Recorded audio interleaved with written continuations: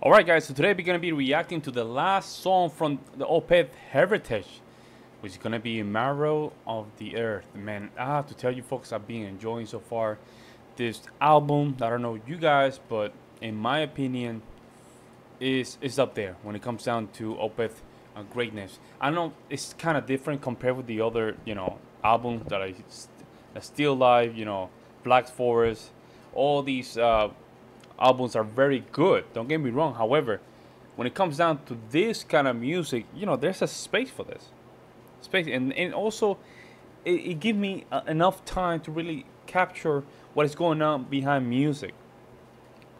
So I'm looking forward to see what y'all have to say.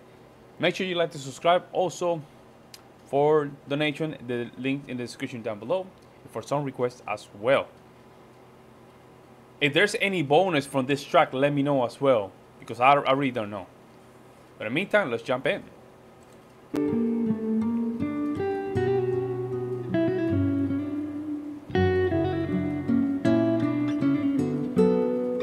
This is the folklore part that I like. You see what I'm saying? Like, it's very good.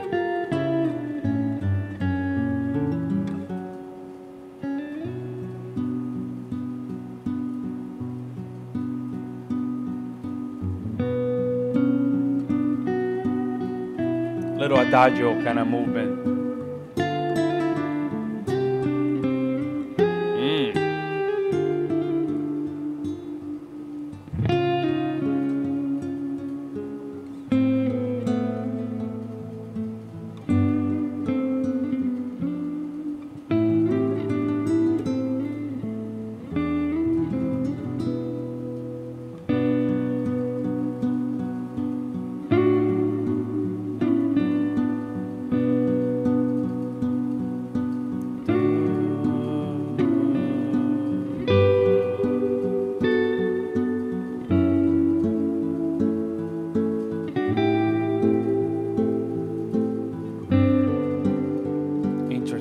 Chord progression.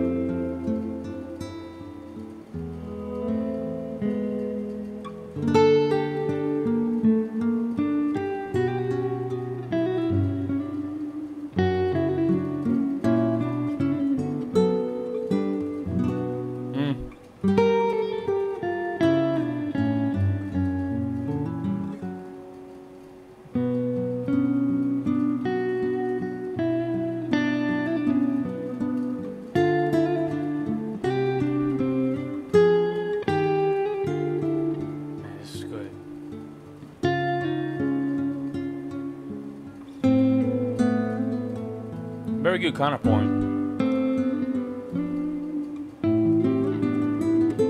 Okay, this is counterpoint number 3, I would say.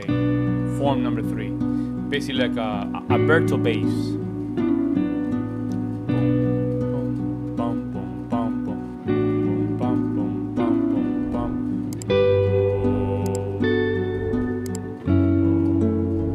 There's a dominant minor chord. Then go to another dominant but minor. It's weird. It's like a second degree of the next chord kind of thing.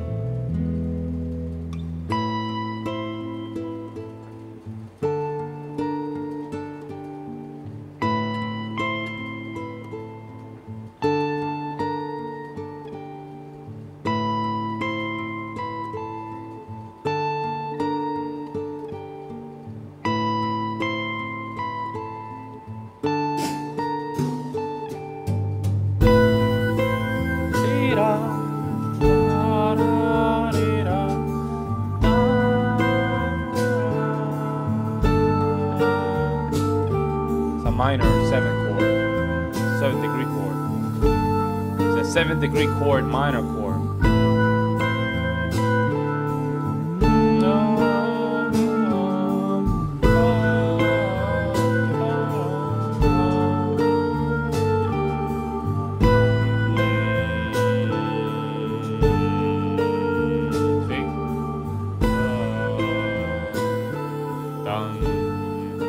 So if you're A minor, it's basically going to G minor and going back.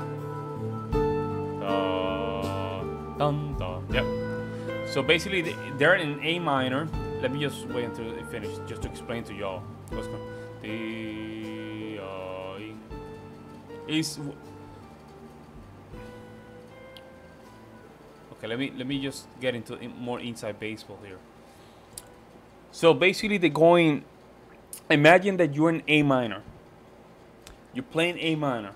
So the A minor scale, right? The A minor scale has a certain sequence of chords inside the scale, right? So A minor, B diminished, C major, D minor, E minor, F major, G major, and A minor. Go back to A minor.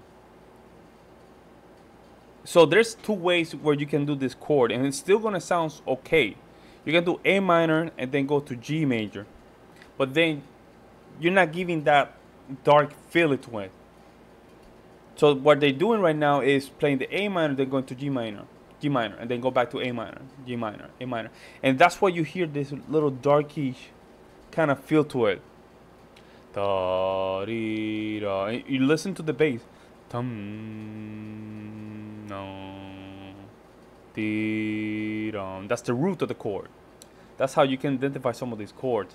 So that's why you hear this little depressive theme, I would say. It's that like that.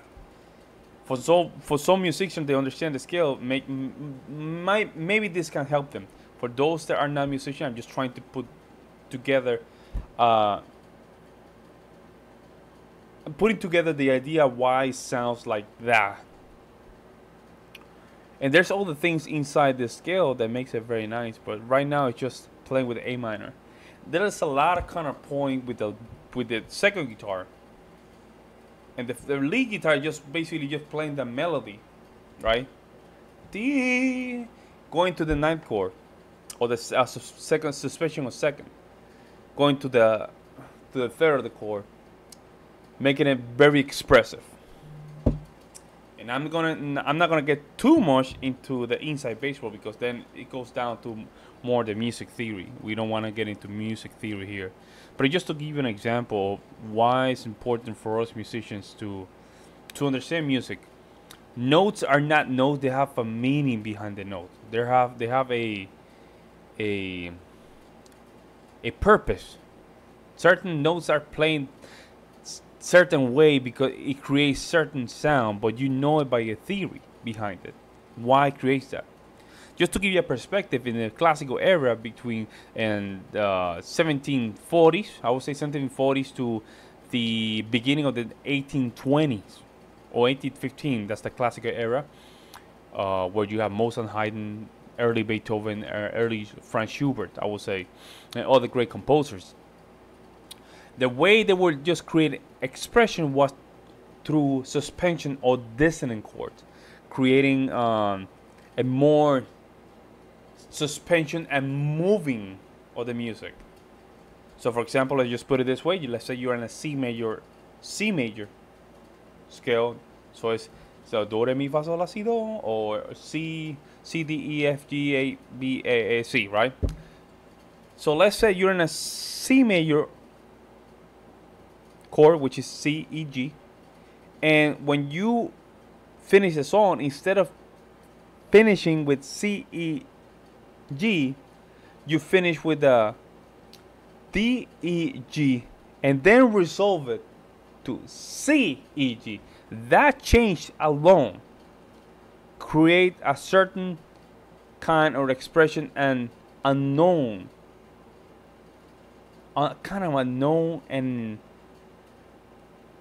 it's more like an expression. That's why they call it suspension. We create suspend, like there's no release. And this is how this music is built.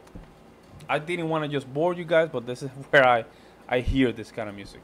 Let me know what you guys think in the comment section below. Like always, I will see you in the next one. I'm out. Peace.